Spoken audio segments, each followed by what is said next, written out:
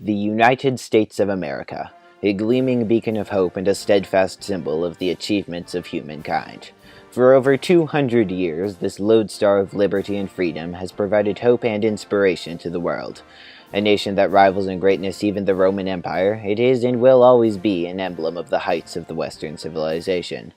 However, a great nation needs a great symbol, and the flag of the United States of America has been equal to the task. Since the inception of our great nation, our flag has endured as a testament to our achievements as a country.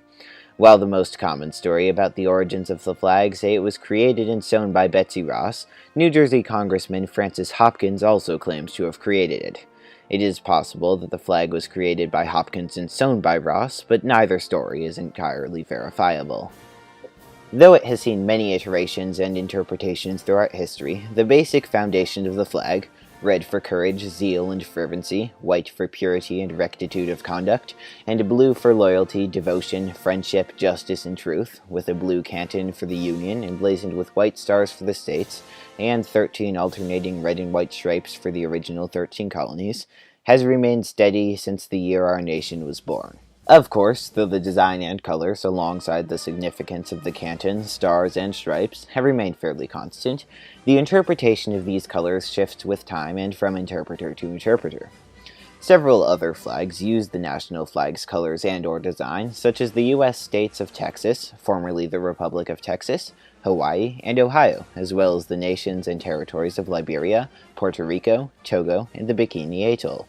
While each individual case clearly varies, the design of the flag is generally adopted by other entities to signify loyalty or political connection to the United States, in the cases of the U.S. states as well as the Bikini Atoll, indicate cultural roots in America, in the case of Liberia having been formed by American and ex-Caribbean slaves and their descendants, or express reverence for the country's ideals. While there are nations who emulate the U.S. national's flag as a literal correlate to some aspect of the nation, those who are represented by the colors, both literal and figurative, of the United States for the purposes of an expression of an ideological adherence do not correlate directly to the country, but to its ideals and its ideological foundation. That, in short, is what makes the U.S. flag so successful as a national symbol. It doesn't represent a real country, but an ideal. It represents the nation that put a man on the moon, but not the one that segregated its people until 1964.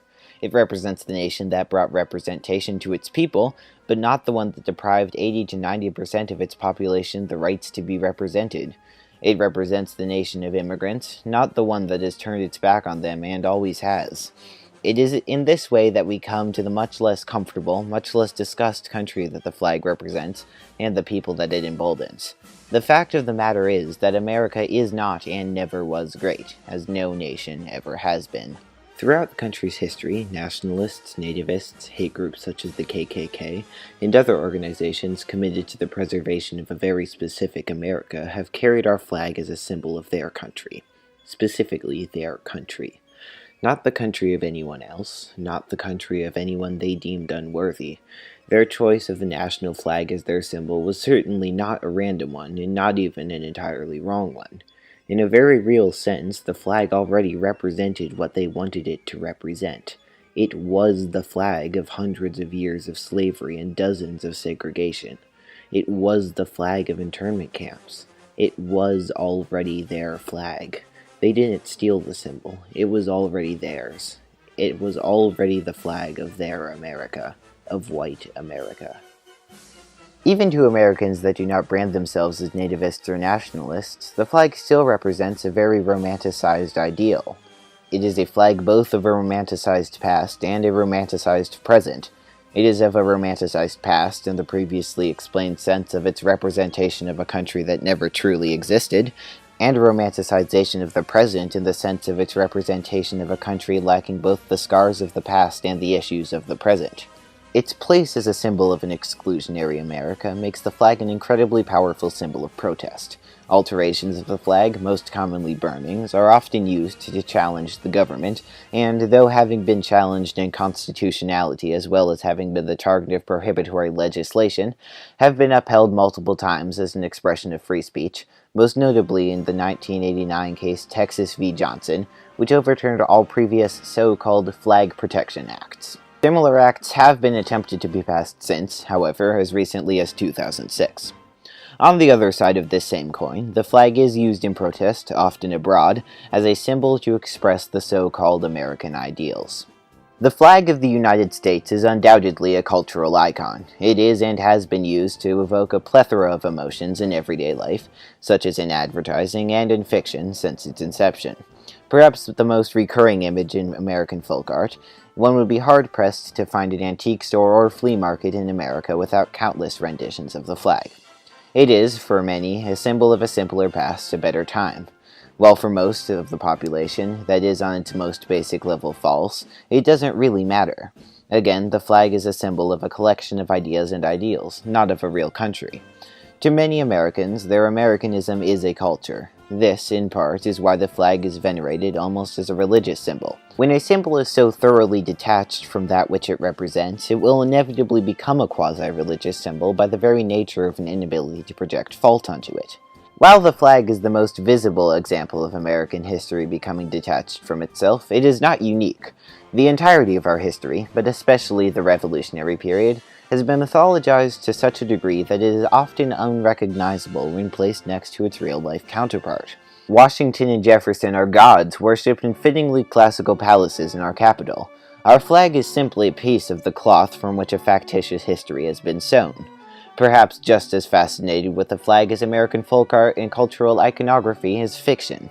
Most commonly, when utilized in fiction, the flag is in some way changed to highlight a subversion of an American ideal, much in the same way that protesters will subvert the flag's meaning. In many cases, these flags are used to symbolize not something that has itself replaced American ideals, but something which the author means to say has always been within those ideals. At the end of the day, the tragedy of the flag is also its triumph. It represents unity and equality, progress and preservation, and liberty and justice, but at the same time represents division and inequality, hindrance of progress and retroactive destruction of past progresses, discrimination and injustice. It is the flag of Martin Luther King Jr. and of the KKK. It is the flag of New Frontiers and of the Trail of Tears. It is the flag of Abraham Lincoln and Robert E. Lee. It is the flag of Washington, of Owens, of Duke, of the moon landing, of Hiroshima and Nagasaki, of the Constitution, of the internment camps, of justice for all, of genocide. It is a symbol not of any one set of ideals, not of any one group of people, not even of any one country. That's what makes it so complicated. To only love or to only hate it would be both to miss so much. At the end of the day, no matter what the flag is, it is the flag of us. This is incredibly important. We can't discard it, as doing so would be as revisionist as the flag itself. As Americans, it is of highest importance that, while not venerating it, we acknowledge the reality of our history and turn that knowledge to the present and future.